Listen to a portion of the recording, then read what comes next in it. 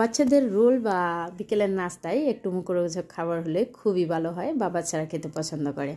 আসসালামু আলাইকুম, সবাইকে আমার উনুন ঘরের শুভেচ্ছা জানিয়ে শুরু করছি। আজকে আমার উনুন ঘরের একটা রান্না, আর এটা একটু রেস্টুরেন্ট স্টাইলের হচ্ছে, আর খুবই মুখরোচক এবং মজাদার একটা খাবার, মাংসের রোল। আর এটা হবে আজকে গরুর মাংসের কিমা দিয়ে রোলটা।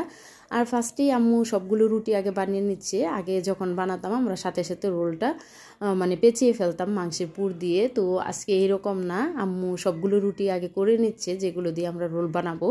তারপর মানে বিকেলের দিকেও দেখা যাবে যে করতে পারছি বা করব।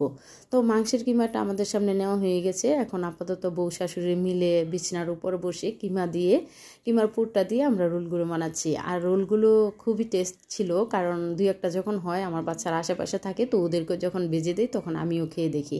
আমিও একটা রোল খেয়েছি, খুবই মজা হয়েছে আলহামদুলিল্লাহ। তো বাকি রোলগুলো শেষ। এখন যখন নাকি সবগুলো রোল একদম আমাদের পেঁচানো বানানো সব কিছু শেষ হয়েছে, তো বিকেলের নাস্তায় আমি একসাথে নিয়েছিলাম আম্মুর একটা চিকেন চপ, তার সাথে একটা গরুর মাংসের কিমার রোল, আর একটা ঘি দিয়ে ভাজা এক পিস রুটি। আর আজকে রাতের খাবারের মেনুতে আমি আমার নিজের জন্য এই তিনটাই একসাথে রেখেছি।